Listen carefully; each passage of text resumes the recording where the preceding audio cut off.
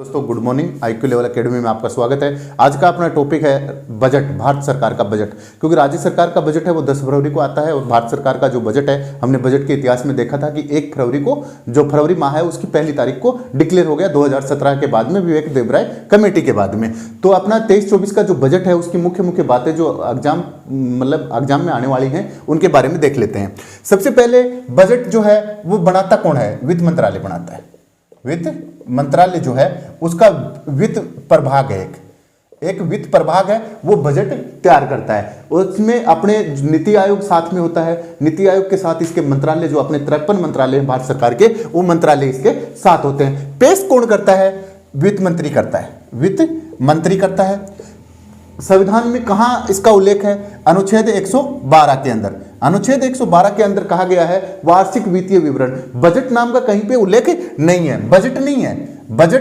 Budget जो है आपका वो नहीं है, बजट नाम नहीं है कहीं पर भी। बजट नाम जो है वो संविधान में कहीं पर भी नहीं है, केवल वार्षिक वित्तीय विवरण की बात की गई है। फिर इसके अंदर इस बार जो बजट पेश किया गया है उस बजट के अंदर क्या बोले गया है कि बजट का क्या बोला गया? समय को क्या बोला गया? अमृतकाल बोला गया। क्या बोला गया? अमृतकाल।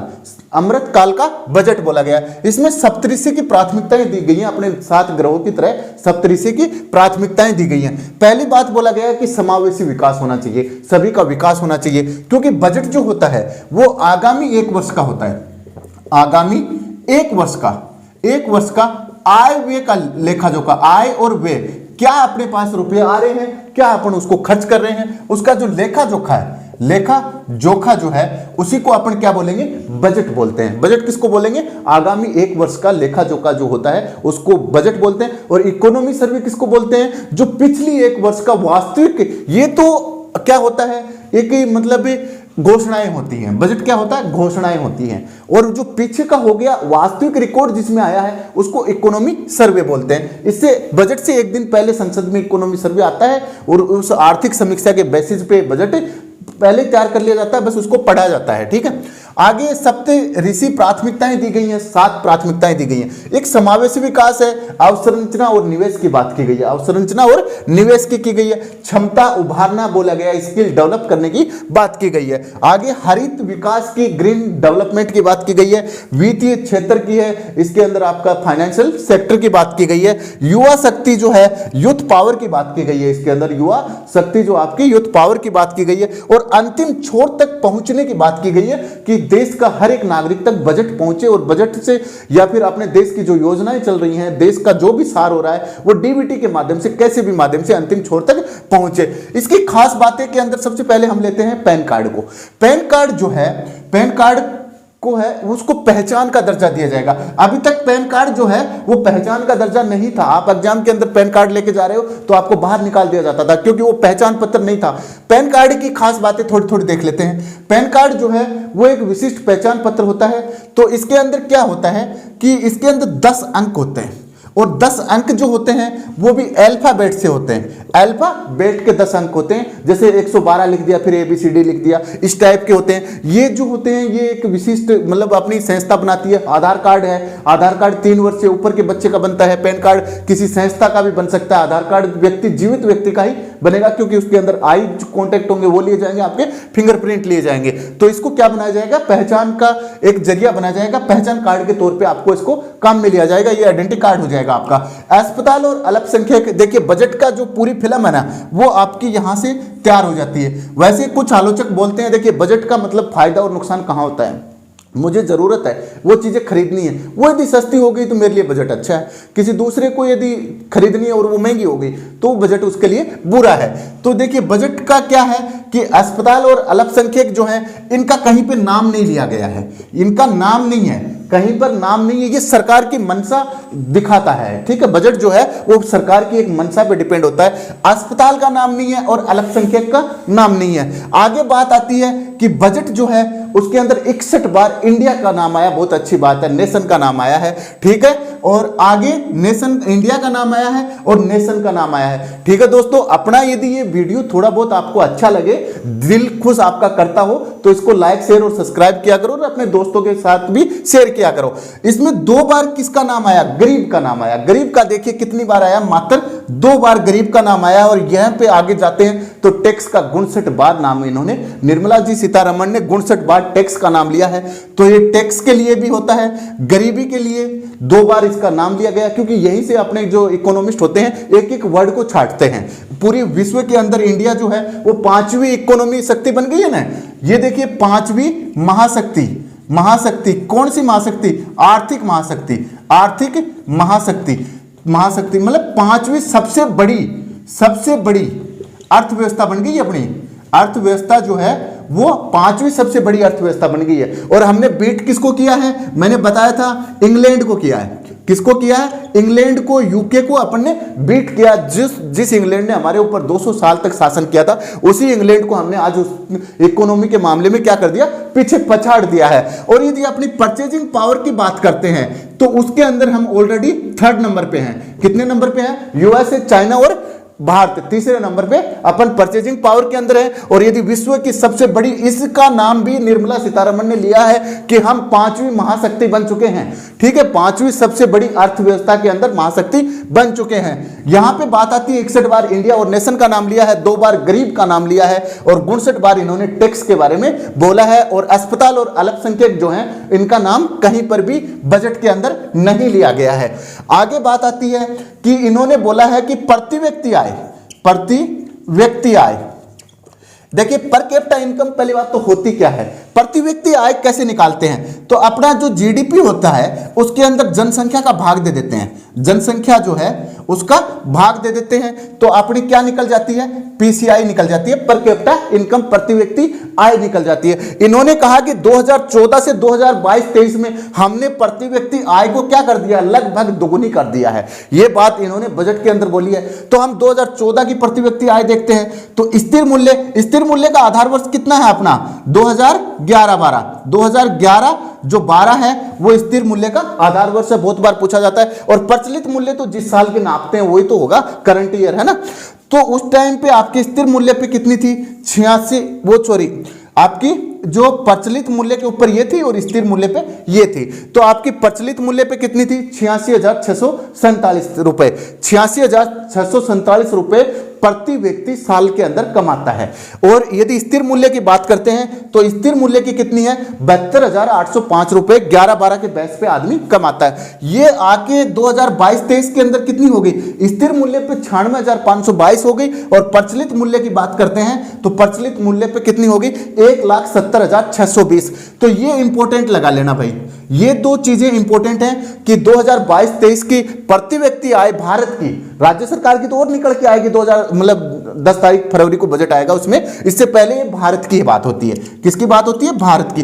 तो भारत में बोला गया कि स्थिर 2022-23 की प्रति व्यक्ति आय जो है, पर कैपिटा इनकम, पीसीआई, जो पर कैपिटा इनकम जो है वो स्थिर मूल्य पे कितनी है? 96,522 है। और यदि आप प्रचलित मूल्य पे करते हो तो 170,620, याद करने का इजी तरीका 170,620, 1,70,620 रुपए है। ठीक है, ठीक है। आगे आते हैं, अपने पहली देख लेते हैं, सप्तऋषि के अंदर पहली ऋषि देख लेते हैं कौन सी ऋषि है। तो पहली ऋषि कौन सी है? समावेशी विकास है। बजट किसको बोलते हैं? 1 साल का आय व्यय का, आगामी 1 साल का आय व्यय का ब्यौरा जो होता है बजट होता है। तो समावेशी विकास की बात करते हैं तो भारत को मिलेट का वैश्विक केंद्र बनाया जाएगा। मिलेट क्या होता है? मिलेट मोटा अनाज होता है जिसको सिरियन बोला गया है। क्या बोला गया है? मैडम साहिबा ने क्या बोला था? इसको सिरियन बोला है। क्या बोला? सिरियन। भारतीय मिलेट अनुसंधान केंद्र कहां पे है? हैदराबाद के अंदर है। भारतीय, ये क्वेश्चन बहुत इंपॉर्टेंट रहेगा भाई हर एग्जाम के लिए, क्योंकि केंद्र सरकार ने बजट में इसका नाम लिया है, बजट में इसका नाम लिया है। और दूसरी बात, मिलेट के ऊपर काम कर रही है ये, यूपीएससी से लेके नीचे से नीचे एग्जाम तक तैयार रहेगा ये। भारतीय मिलेट अनुसंधान केंद्र हैदराबाद के अंदर है। भारत को मिलेट वैश्विक केंद्र बनाया जाएगा। मिलेट को सिरियन बोला गया है। मिलेट को, ये जल्दी पक जाती है, 3-4 महीने की फसल होती है। इसके अंदर 9 प्रकार है, ये याद रखना, 9 के 9 प्रकार आपको सेट करने आएंगे कि निम्न में से कौन कौन से मिलेट फसल में है। रागी है, इसको भी श्री लगा दो आप, तो श्री, सबका नाम श्री लगा के बोला है। श्री रागी है, श्री बाजरा है, श्री ज्वार है, श्री कोदो है, बेरी है। ज्वार, बाजरा, कोदो, बेरी, रागी। चना, कंगनी, कुटकी, मूंग। चना, कंगनी, कुटकी, मूंग। चना, कंगनी, कुटकी, मूंग, इन सबको मोटा अनाज मिसेट बोला गया है। ठीक है। एक बनेगा गति का, ये जो आपका कृषि गतिवर्धक कोष बनेगा, जो कृषि है उसको गति देने के लिए एक वर्धक कोष बनाया जाएगा, जो ग्रामीण क्षेत्रों के लिए नवाचार स्टार्टअप होगा, जो ग्रामीण क्षेत्रों के लिए एक नवाचार स्टार्टअप होगा। 157 जो है वो नर्सिंग कॉलेज जो है देश के अंदर नई खोली जाएंगी, क्योंकि ये घोषणाएं होती हैं तो ये खोली जाएंगी, ठीक है। आगे 1947 तक ये इंपॉर्टेंट है, ये इंपॉर्टेंट है और ये इंपॉर्टेंट है। 1947 तक क्या किया जाएगा, सिकल सेल एनीमिया का उन्मूलन किया जाएगा। एनीमिया क्या होता है, एक्चुअली जो अपने ब्लड के अंदर हीमोग्लोबिन हो जाता है, तो हीमोग्लोबिन के अंदर व्हाइट और जो रेड मतलब अपने जो लाल रुधिर कणिकाएं जो होती हैं, तो लाल रुधिर कणिकाएं क्या हो जाती हैं, सिकल जाती हैं, वो सिकल जाती हैं, तो उसको उन्मूलन किया जाएगा। इसका टारगेट रखा है 2047, मतलब देश की आजादी के पूरे 100वें वर्ष तक हमने एनीमिया को खत्म करना है, ठीक है, सिकल सेल एनीमिया को।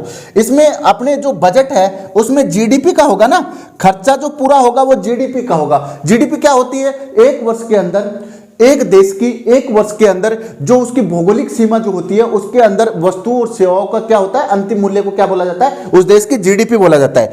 आगे हेल्थ के ऊपर हमने कितना खर्च किया है, 2.1%, कितना 2% अपने हेल्थ के ऊपर खर्च किया है। और शिक्षा की बात करें तो 3% शिक्षा पे, तो हेल्थ और शिक्षा को मिला के 5% खर्च किया है। हमने देखा है कि गरीब जो शब्द है, गरीब शब्द वो कितनी बार लिया है, 2 बार यूज लिया है बजट के अंदर। और टैक्स जो शब्द है वो कितनी बार लिया है, 59 बार लिया गया है। तो ये क्या है, इसकी पूर्ति करने के लिए यहां पे एडजस्टमेंट किया गया है। तो शिक्षा पे 5%, शिक्षा पे 3%, 2.9%, और आपका हेल्थ के ऊपर इन दोनों को मिला के 5% बजट जो है वो पास किया गया हेल्थ और शिक्षा पे, शिक्षा और स्वास्थ्य पे। दोनों का कॉमन पूछा जा सकता है कि शिक्षा और स्वास्थ्य पे जीडीपी का कितना % बजट डाला गया है, तो 5% डाला गया है। आगे बोला गया कि पंचायत और वार्ड जो होंगे वो राज्य सरकार के सहयोग से हम क्या करेंगे कि भाई वहां पे आप बच्चों के लिए पुस्तकालय खोले, क्या खोले, पुस्तकालय खोले। और यहाँ पे खर्चा कितना कर रहे हैं, यहाँ पे 3% कर रहे हैं। यहाँ पे गांव और पंचायतों के अंदर भी आप पुस्तकालय खुला रहे हैं। आगे बोल रहे हैं कि बच्चों और किशोरों के लिए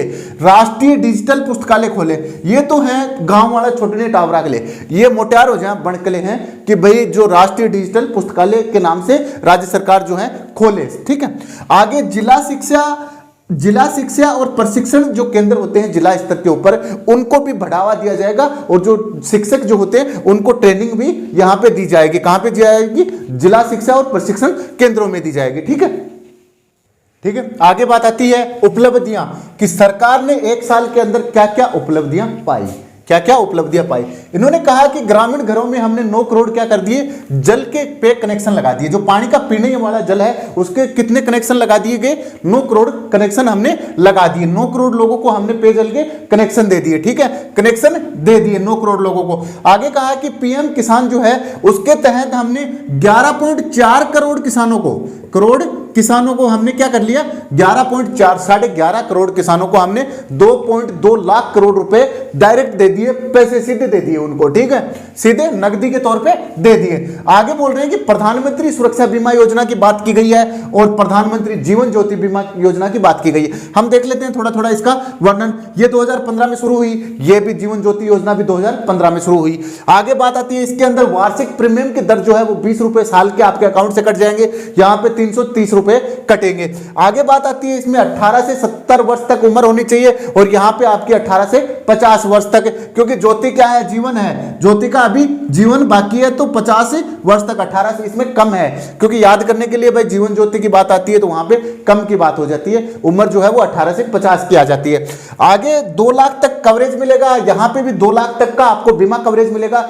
यदि आप स्थायी अपंग हो जाते हो, मर जाते हो, तब तो 2 लाख रुपए मिलेंगे। आप थोड़े बहुत अड़के पुड़ के अपंग हो जाते हो और टांगड़ी पूछड़ी कट जाए ना, अपन 1 लाख रुपया मिलेगा, ठीक है।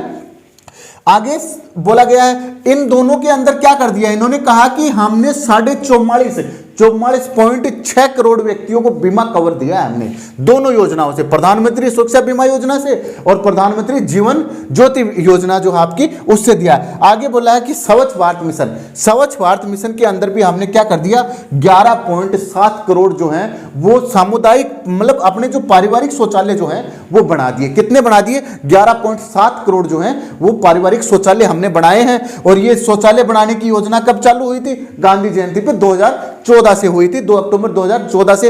इसके अंदर प्रति परिवार को कितने रुपए मिलते हैं शौचालय बनाने के लिए? 12,000 रुपए प्रति परिवार को शौचालय बनाने के लिए मिलते हैं। ठीक है, ठीक है। आगे अपना आता है कि इन्होंने और क्या काम किया है। उज्ज्वला योजना जो है, अपने गैस सिलेंडर देने वाली उज्ज्वला योजना, तो उस उज्ज्वला योजना में क्या किया? उज्ज्वला योजना शुरू कब हुई थी? 1 मई 2016 से शुरू हुई है ये। और ये जो एलपीजी कनेक्शन के लिए इन्होंने बोला है कि हमने 9.6 करोड़ लोगों को एलपीजी कनेक्शन दे दिया, और 9.9 करोड़ मतलब 9 करोड़ लोगों को हमने पानी का दे दिया, और 9.6 करोड़ लोगों को हमने एलपीजी का कनेक्शन दे दिया। आगे बोला गया है कि 102 करोड़ लोग है ना, उनके हमने 220 करोड़ टिक्के भी उनके लिए लगा दिए। कितने? 120 करोड़ लोगों के हमने 220 करोड़ जो टिक्के हैं कोविड-19 के, वो भी चिपका दिए। आगे बोला है कि बेरोजगारी जो दर है वो लगातार 4 वर्षों से कम होती आ रही है, 4 वर्षों से सबसे निचले स्तर पे है। तो ये लाइन जो है, ये कोटेशन आपके आईएएस के एग्जाम में, पीसीएस के एग्जाम में डाल सकते हैं कि जो सबसे निचले स्तर की बात करते हैं कि बेरोजगारी दर यदि पूछ लिया जाए 2022-23 की, तो 2022-23 की यदि बेरोजगारी दर आपसे पूछ लिया जाए बात की, तो वो 7.2% है। कितनी है? 7.2% बेरोजगारी दर हमने ला दी है। ठीक है, बोला गया है कि हमने जो प्रधानमंत्री जनधन योजना जो है, खाता खोलने की योजना जो है, उसमें 47.8 करोड़ लोगों का 47.8 करोड़ लोगों का खाता खोल दिया है। और ये शुरू कब हुई थी? ये 15 अगस्त को डिक्लेयर हुई थी, आपको पता है, लाल किले से, और 28 अगस्त को 2014 में शुरू हुई थी। आगे बात करते हैं कि अवसंरचना और निवेश, ये इसका दूसरा बिंदु है, अवसंरचना और निवेश। उसमें बोला गया कि पूंजीगत निवेश परिव्यय जो है उसकी वृद्धि कितनी कर दी? 33.4% बढ़ाकर 10 लाख करोड़ रुपए कर दिया गया है। और बोला गया है, ये इंपॉर्टेंट है, क्या बोला गया है कि राज्य सरकार जो होंगी उनको हम 50 सालों तक और बिना ब्याज के कर्जा देंगे, 50 सालों तक। आगे बोला है कि रेलवे को हम 2.4 लाख करोड़ का पूंजीगत प्रीव्यय करेंगे, रेलवे के ऊपर खर्च करेंगे। आगे बोल रहे हैं कि कृषि, स्वास्थ्य और धारणीय शहरों। देखिए 3 चीजें हैं, कृषि, स्वास्थ्य और धारणीय शहरों। इंपॉर्टेंट बात है, यहां पे आर्टिफिशियल इंटेलिजेंस की बात की गई है। किसकी बात की गई है? आर्टिफिशियल इंटेलिजेंस की स्थापना होगी, मतलब देश में स्थापना होगी, लेकिन कम से कम 3 जगह तो होगी, कृषि, स्वास्थ्य और धारणीय शहरों के अंदर जरूर होगी ये आर्टिफिशियल इंटेलिजेंस। आगे बोला कि हम एक राष्ट्रीय डेटा शासन नीति लेके आएंगे, राष्ट्रीय डेटा शासन नीति लेके आएंगे जिसके अंदर डेटा रखा जाएगा। ई कोर्ट का तीसरा चरण शुरू करेंगे। ई कोर्ट का मतलब क्या होता है कि कोर्ट जो होते हैं, न्यायालय जो होते हैं, उनको कंप्यूटराइज करना ई कोर्ट होता है। ठीक है, उसका तीसरा चरण चालू करेंगे। आगे बोला है कि 5G सेवाओं के लिए 100 प्रयोगशालाएं, क्योंकि ये लगाना जरूरी है, यहां से तो आपको कारपोरेट टैक्स जो है वो मिलेगा ना, और देश के अंदर सबसे ज्यादा जो टैक्स आता है वो कारपोरेट टैक्स में ही आता है। तो 5G सेवाओं के लिए क्या करेंगे हम? 100 प्रयोगशालाएं बनाने के लिए बात की गई है। ठीक है, अब बात आती है, अपना तीसरा मुख्य बिंदु है हरित विकास। हरित विकास के बारे में क्या बोला गया है कि पीएम प्रमाण, ये जो प्रणाम कार्यक्रम है, कार्यक्रम कौन सा है? पीएम प्रणाम जो कार्यक्रम है उसको चालू किया जाएगा। तो क्या बोला गया है कि पृथ्वी माता के पुनरुद्धार के लिए बात की गई है, पृथ्वी माता के लिए जागरूकता की बात की गई है, और पृथ्वी माता के पोषण और सुधार का एक कार्यक्रम होगा। तो ये पृथ्वी माता के लिए बना है, क्या बना है? पुनरुद्धार कार्यक्रम बना है, जागरूक के लिए और पोषण और सुधार की बात इसके अंदर पीएम प्रणाम कार्यक्रम की बात कहे गए हैं। आगे बोले गए कि 500 नए अपशिष्ट जो होंगे उनसे धन अपशिष्ट, बिजली वगैरह जो भी हम बनाएंगे। आगे एक मिष्टी शब्द का यूज लिया गया है। मिष्टी शब्द जो है मैंग्रोव के लिए लिया गया है। मैंग्रोव, या इसको तटीय वनस्पति बोलते हैं, तटीय, या जवारीय वनस्पति बोलते हैं, जवारीय।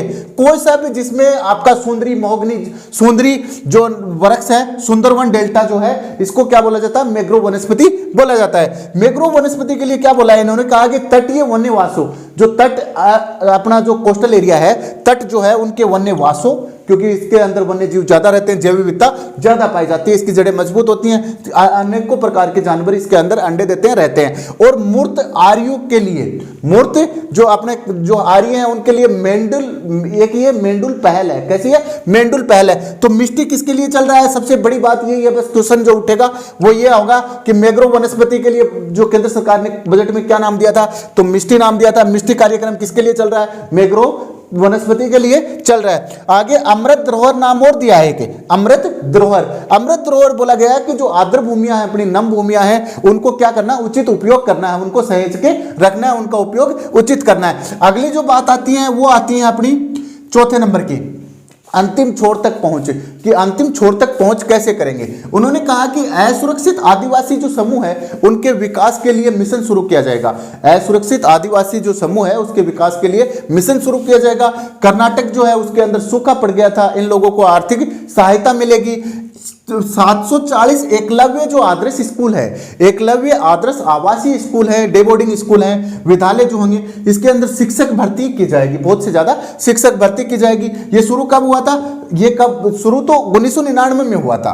लागू कब हो गया था? ये 1999 से शुरू हुआ था, लेकिन इसकी घोषणा 1997-98 के बजट में की गई थी। किसकी? एकलव्य आदर्श आवासीय विद्यालय की, क्योंकि अंतिम छोर तक जाना है ना, तो आदिवासियों का भी विकास आपको करना पड़ेगा। इसके अंदर एक बोल रहे हैं कि श्री जो है, श्री नाम का एक पोर्टल टाइप में चलाएंगे, जो प्राचीन पांडुलिपियां जो होंगी उनका क्या करेंगी? ये रख रखाव करेंगी। प्राचीन पांडुलिपियों का रख रखाव करने के लिए श्री चलेगा। ठीक है, अब आती है 5वें नंबर की। 5वें नंबर की सप्तऋषि में 5वें नंबर की ऋषि को देख लेते हैं। युवा शक्ति की बात की गई है। युवा शक्ति को क्या बोला है कि अमृत पीढ़ी है, अमृत पीढ़ी है। युवा शक्ति को अमृत पीढ़ी बोला जाता है। बजट क्या होता है? एक टारगेट होता है ना, आगामी 1 साल का टारगेट होता है। तो बजट जो है वो 1 साल का टारगेट होता है, और अपना भी क्या है कि भाई सरकारी नौकरी जो है वो 1 साल के अंदर प्राप्त करने का एक टारगेट रहता है। तो हमें क्या करना है? जो तीर है ना, तीर मछली की आंख में मारनी है। कहां पे अपने को टारगेट कहां पे रखना है? मछली की आंख का टारगेट रखना है। ये मछली की आंख है, तो इसके अंदर तीर मारनी है। ठीक है, आंखों पे तीर नहीं मारनी आपको, आंखों पे तीर जो है वो नहीं मारनी, क्योंकि आंखों से जो तीर चलती है ना, वो तो आपको बजट आपका क्या करवा देंगे? फेल करवा देंगे ना आपका 1 साल का। और आंख पे तीर मारोगे, टारगेट पे निशाना रखोगे तो ज्यादा अच्छा रहेगा। आगे बात आती है कि युवा शक्ति। युवा शक्ति में अमृत पीढ़ी बोला गया है। प्रधानमंत्री कौशल विकास योजना की बात कर रहे हैं, और उसमें बोल रहे हैं कि 4.0 हम शुरू करेंगे। शुरू कितना करेंगे? 4.0 करेंगे। ये शुरू कब हुई थी? जुलाई 2015 से शुरू हुई थी। हमने देखा है कि जो आदमी प्रशिक्षण कर लेता है, ट्रेनिंग ले लेता है, उसको उसके बाद 8,000 रुपए मिल जाते हैं, और ये 5 साल तक होती है, 5 वर्ष तक फ्री होती है। फ्री आपको ट्रेनिंग दी जाएगी, 5 वर्षों तक मुफ्त ट्रेनिंग दी जाएगी। आगे बोला है कि कोडिंग, आर्टिफिशियल इंटेलिजेंस, रोबोटिक्स और 3D मुद्रण पाठ्यक्रम इसके अंदर जोड़े जाएंगे, जोड़े जाएंगे।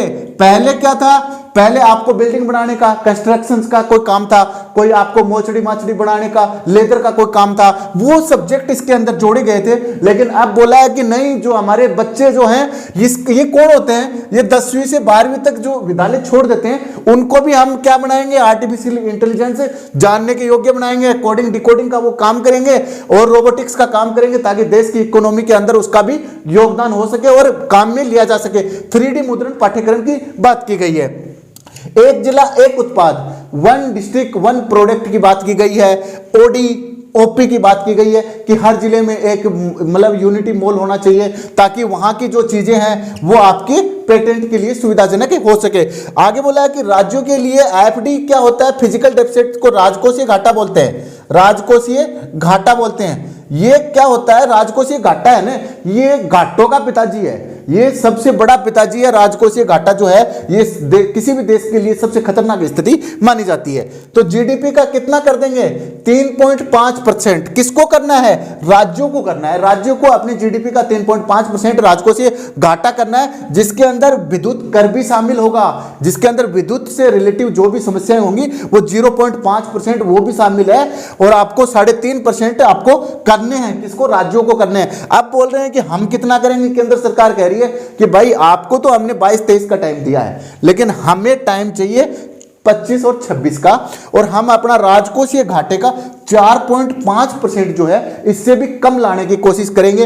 तो ये क्या हो जाते हैं? दोनों टॉपिक आपके इंपॉर्टेंट हो जाते हैं। राज्यों के लिए कितना बोला गया है? 3.5% से कम करना, और यदि बात करते हैं उसके अंदर विद्युत कर भी शामिल होता है, विद्युत भी शामिल होती है। और यदि देश की बात होती है तो राजकोषीय घाटे को 2025-26 का टारगेट है, 2025-26 का टारगेट है, जिसको 4.5% से नीचे लाना इसका लक्ष्य रखा गया। एक्चुअली क्या है भाई दोस्तों, आपसे लिखा नहीं जाता तो मैं थोड़ा पीछे हट जाया करूंगा, आप इसका स्क्रीनशॉट लेके डायरेक्ट PDF निकाल लिया करो, है ना। आगे बात आती है वित्तीय क्षेत्र। वित्तीय क्षेत्र के अंदर क्या क्या बात की गई है? 6ठी ऋषि है। कौन सी ऋषि है? अपनी 6ठी ऋषि है। और निशाना अपना कहां होना चाहिए? मछली की आंख में होना चाहिए, न कि आंखों में। आंख और आंखें बहुत ज्यादा डिफरेंट करती है, तो अपना निशाना कहां पे है? मछली की आंख में। तो वित्तीय क्षेत्र में बोला है कि एक तो महिला सम्मान बचत पत्र चलाएंगे, हम महिला सम्मान बचत पत्र चलाएंगे। ये इंपॉर्टेंट है कि इसके अंदर जो महिलाएं हैं ना, वो छोटे छोटे टुकड़ों में करके क्या कर देंगी, 2 लाख रुपए तक की राशि जमा कर देंगी, महिलाओं के सम्मान के लिए चलेगी। ये 2 वर्ष बाद एक बार के अंदर निकाल सकते हो। ये नई लघु बचत है, ये छोटी बचत है। जो महिलाएं हैं मान लो 1000 रुपए 500 रुपए महीने के जमा कर रही हैं, वो कर देंगी और वो 2 साल के अंदर 2 लाख रुपए तक अपनी बचत कर सकती हैं और उनको एक बार निकाला जा सकता है, उसके अंदर और भी राशि बढ़ाई जा सकती है। आगे बुजुर्ग आदमियों के लिए बोला है वरिष्ठ नागरिकों की बचत योजना जो है, वरिष्ठ नागरिकों की जो बचत योजना है उसके अंदर बोला गया है कि आपके जो जमा राशि है, क्योंकि ये जाने के बाद वरिष्ठ नागरिक गणखरेक तो ऐसे हो लेते हैं, अगला बजट सुनते ही नहीं है ना। तो वरिष्ठ नागरिकों की क्या होती है, सरकार नहीं देखते, बजट तो खैर सुन लेते हैं लेकिन अगली सरकार नहीं देखते। तो वरिष्ठ नागरिक बचत योजना में क्या होती है कि जमा राशि है ना, कि आप है ना 15 लाख रुपए जमा नहीं, आप 30 लाख रुपए जमा कराओ। कितने कराओ, 30 लाख रुपए जमा कराओ। आगे बोला गया कि 30 लाख रुपए आप जमा कराओ। अब इसके अंदर मैं आपको एक चीज छोटी सी और बता देता हूं कि ये जो पैसे हैं ये सरकार अपनी तरफ खींच रही है। ये सरकार अपनी तरफ खींचती है तो क्या होता है, महंगाई घटती है, महंगाई जो है वो घटती है। ये एक अच्छा संकेत माना जाता है। आपको इकोनॉमिकल व्यू में आप देखिए, नॉर्मल बातों में कह दोगे कि सरकार हमसे पैसे खींच रही है कि ये 15 लाख के 30 लाख हैं, 2 महीने बाद में बूढ़ा मर गया चल बसा, तो उसके बाद हम क्या करेंगे, वो निकालने के लिए हमें 6 महीने का टाइम और लग जाता है, तो हमें दिक्कत हो जाती है, सरकार 6 महीने का ब्याज ले लेती है। ऐसा नहीं होता दोस्तों। ये क्या होता है कि सरकार अपनी तरफ पैसे खींच लेती है जनता से, तो उनको महंगाई भी कंट्रोल करनी है। सरकार देख, महंगाई कंट्रोल 2 तरीके से होती है, एक तो अपनी आरबीआई कंट्रोल करती है, दूसरी सरकार कंट्रोल करती है। या तो ये किसी चीज की आयात करवा के या किसी योजना से पैसे अपनी तरफ खींच के महंगाई को क्या कर लेती है, कंट्रोल कर लेती है। इसी के लिए ये चलाया जाता है, बजट में भी इसका उल्लेख किया जाता है। ठीक है, ठीक है। आगे आता है अपने घाटे, आते हैं घाटे, डेफिसिट जो होते हैं, घाटे आते हैं। पहला आता है राजकोषीय घाटा, फिजिकल डेफिसिट जिसको बोलते हैं। सरकार का सबसे बड़ा दुश्मन होता है, किसी भी देश का सबसे बड़ा दुश्मन, फाइनेंशियली दुश्मन होता है। सरकार का कुल व्यय, ये सरकार का होता है। सरकार का क्या होता है, कुल व्यय, या किसी देश का कुल व्यय होता है। व्यय कौन से होते हैं, पूंजीगत हो या आपके राजस्व हो, राजस्व हो। ये दोनों व्यय जो हैं, पूंजीगत व्यय और राजस्व व्यय, सरकार का कुल व्यय जो है, व्यय 2 प्रकार के होते हैं ना, राजस्व व्यय और पूंजीगत व्यय। प्राप्तियां भी 2 प्रकार की होती हैं, राजस्व प्राप्तियां और पूंजीगत प्राप्तियां। इन दोनों की आय व्यय के लेखा को बजट बोलते हैं। ठीक है, तो पूंजीगत व्यय क्या हो गया, इसमें पूंजीगत व्यय और राजस्व व्यय, कुल व्यय हो गया। इसके अंदर माइनस कर दो आप, माइनस क्या कर दोगे, सरकार की आय कर दोगे, सरकार की आय कर दोगे कि सरकार के पास आ कितना रहा है। कौन सा, राजस्व का कर दोगे, लेकिन पूंजीगत नहीं कर पाओगे आप। क्या नहीं कर पाओगे, पूंजीगत इससे निकाल नहीं पाओगे। ऋणों की वसूली, ऋण जो आप ले रहे हैं, कर्जा ले रहे हैं या उन किसको दे रहे हैं, तो उसको ले लिया, वो आपका इसमें जुड़ जाएगा, माइनस हो जाएगा। अन्य जो भी कोई चीज आपने दे रखी है पैसे, वो हो जाएगी। लेकिन याद रखना, यहां ब्याज शब्द आते ही आप उसको क्रॉस मार देना, इसमें ब्याज नहीं जुड़ेगा, ब्याज नहीं जुड़ेगा, ब्याज जो है वो इसके अंदर नहीं जुड़ता। तो क्या आएगा इसमें, सरकार का कुल व्यय, कुल व्यय में व्यय कौन से होते हैं, पूंजीगत और अपने, मैं इसका डायग्राम बना दूंगा, पूंजीगत व्यय और राजस्व व्यय का। फिर आगे सरकार की कुल आय की बात होती है, तो आय हो गई, आय के अंदर आपके राजस्व है और ऋणों से वसूली और अन्य प्रकार की जो आय होती है वो उसको क्या बोला जाता है, राजकोषीय घाटा बोला जाता है। ये 2021-22 में कितना था, ये 2021-22 में 9.2% पहुंच गया था। और अब इसको कितना ले आए हैं हम लोग, कि हमने टारगेट रखा है कि 23-24 के हम क्या कर देंगे, 5.9% तक हम इसको ले आएंगे और 25-26 के अंदर हम 4.5% इसको ले आएंगे। आगे बोला है राजस्व घाटा, ये देखिए ये सबसे बड़ा होता है, ये सबसे बड़ा घाटा होता है। सेकंड नंबर का राजस्व घाटा होता है, तीसरे नंबर का प्राथमिक होता है। हमने जोर राजकोषीय घाटे पे दे रखा है कि आएंगे, तो राजकोषीय जो घाटा है, दुश्मन जो है इकोनॉमी का। अगला राजस्व घाटा, राजस्व घाटा क्या होता है, राजस्व प्राप्तियों से, राजस्व जो प्राप्तियां होती हैं उनसे व्यय निकाल दो और जो ज्यादा हो गया तो क्या हो जाएगा, राजस्व घाटा हो जाएगा। तो राजस्व व्यय माइनस राजस्व प्राप्तियां हो जाती हैं। 2021 के अंदर ये 7.3% था। आगे बोला है कि हम जो 2024 के अंदर 2.9% लगभग 3% इसको ले आएंगे। तो ये इंपॉर्टेंट है कि कितना टारगेट रखा है 2022-23 के अंदर राजकोषीय घाटे का, तो 5.9% रखा गया। राजस्व घाटे का कितना रखा है, 2.9% रखा गया। एक आरपीएससी ये भी पूछती है यार कि राजकोषीय घाटा बराबर क्या होता है, तो राजकोषीय घाटा बराबर कुल व्यय जो होता है उसके अंदर माइनस जो सरकार की आय होती है वो ले लेते हैं, लेकिन इसमें पूंजीगत आय नहीं लेते, ऋणों की वसूली ले लेते हैं, राजस्व ले लेते हैं और अन्य प्रकार की आय, ब्याज वगैरह इसके अंदर जोड़ते नहीं हैं। ठीक है, ये मैं आपको अच्छे से एक्सप्लेन कर दूंगा जब हम जीडीपी पढ़ेंगे तब। फिर आगे आती हैं प्राथमिक घाटा। प्राथमिक घाटा, प्राइमरी डेफिसिट जिसको बोलते हैं, ये बच्चा है, ये सबसे छोटा है, इनका छोटा है, ये बच्चा है। 2021 में क्या हुआ था इसके अंदर, ये 5.8% था। जीडीपी के हैं ये जीडीपी के हैं। जीडीपी ग्रोस डेवलप, जो अपनी ग्रोस डेवलप क्या होती है, ग्रॉस डोमेस्टिक प्रोडक्ट होता है, सकल घरेलू उत्पाद जो होता है उसका है ये। आगे बोला है कि 5.8% था, इसको हम 2.25% ले आएंगे, 2.3% ले आएंगे, 2.3% ले आएंगे। आगे बोला गया है कि जीएसटी जो है ना, ये हमारा बहुत अच्छा हथियार है कि जीएसटी जो है वो मासिक राजस्व का हमें 1.5 लाख करोड़ रुपए एक महीने के अंदर दे देता है। जीएसटी जो है इनडायरेक्ट टैक्स, आपको पता ही है, ये वैट के ऊपर आया था, वैल्यू एडेड टैक्स के आगे आया था, तो ये 1.5 लाख करोड़ रुपए हमें हर महीने देता है। आगे पूंजीगत व्यय की बात कर रहे हैं कि पूंजीगत व्यय जो है वो 2016 के अंदर 2.5% था, 2.5% था, और 2024 के अंदर हमने उसको 10% कर दिया है कि पूंजीगत व्यय भी हम बढ़ा रहे हैं और बजट जो आपके घाटे हैं वो भी हम कम कर रहे हैं। सरकार का ये मोटिव यहां से पैदा होता है कि हम घाटे जो है वो भी कम कर रहे हैं और जो खर्चा है वो भी बढ़ा रहे हैं। ठीक है, आगे देखते हैं। आयकर छूट की बात की गई है, सबसे इंपॉर्टेंट है, इंपॉर्टेंट बात की गई है कि आयकर छूट के अंदर बोला गया है कि जो आदमी पहले 5 लाख रुपए तक नहीं लगता था, अब उसको बढ़ाकर 7 लाख रुपए कर दिया गया है। 5 लाख से बढ़ाकर 7 लाख रुपए तक आपके आयकर टैक्स, इनकम टैक्स नहीं लगेगा। अब नई व्यवस्था और चालू कर दी कि इधर से एक हाथ देना और एक हाथ लेना।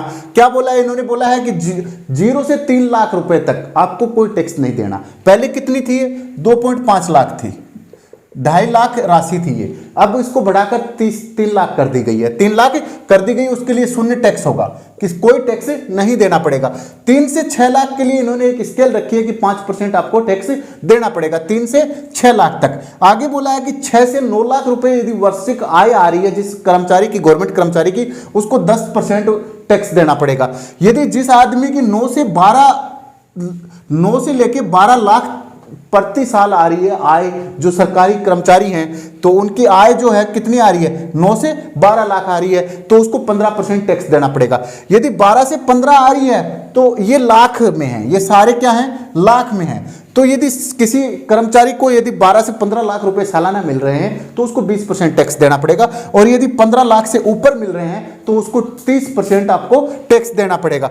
आगे बोला है कि सहकारी समितियां जो है, कोऑपरेटिव सोसाइटी जो है, को उनको जो अपना विनिर्माण 31 मार्च 2024 तक शुरू करेंगे ना, उनको 15% कॉर्पोरेट टैक्स का लाभ मिलेगा।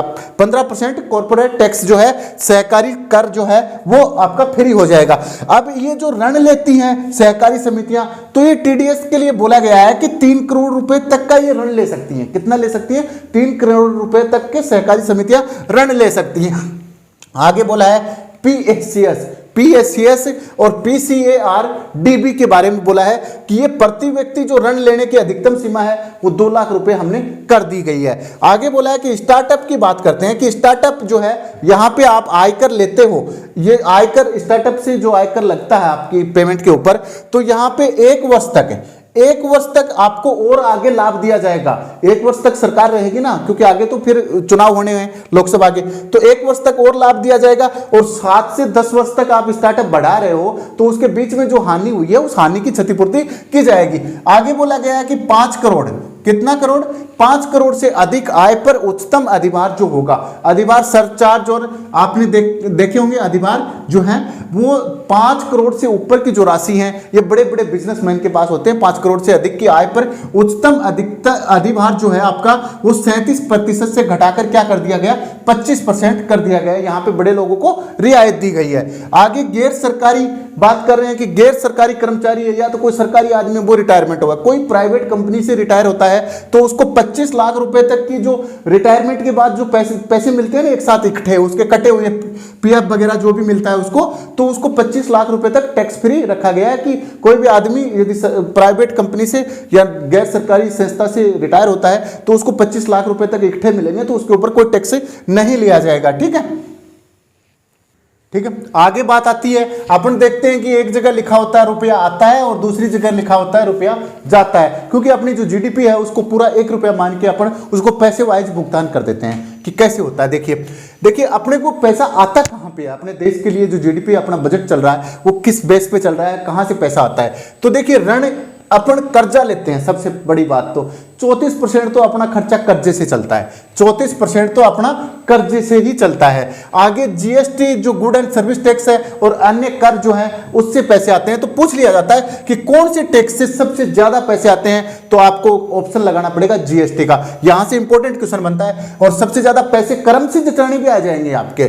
तो ऋण और अन्य देता जो कर्जो लेता आप कहकर कर्जो लेके आवा बहु अपना 34% खर्चो चल रहा है, बस 34% आवे। जीएसटी है यह 17% आवे, जीएसटी जो है 17%। आयकर इनकम टैक्स जो है वो 15 इनकम टैक्स जो है वो 15% आवे। यदि अन दोनों ने अचानक बढ़ा दिया तो दिक्कत है, धीरे धीरे बढ़ा दिया जहां यो कम होतो जागो तो अपनो राजकोषीय घाटो कम हो जागो। आगे है केंद्रीय उत्पाद शुल्क, जो केंद्रीय उत्पाद शुल्क है वो 7% है। आगे है कर रहित प्राप्तियां बिना ब्याज के अपन कोई रोकड़ा दे है तो बस 6% ही, बिना ब्याज के रोकड़ा देनी अपना कन 6% ही। सीमा शुल्क 4% है। ऋण रहित पूंजीगत प्राप्तियां रोकड़ा जगह लेके आवा जगह ऊपर ऋण को नहीं होवे, यो तो कर रहित है क्या के ऊपर तो आपने टैक्स को लग गए, और यो ऋण रहित है कि अपन मिल को भाई अपन दान में रेमेंटेज टाइप में मिल गयो।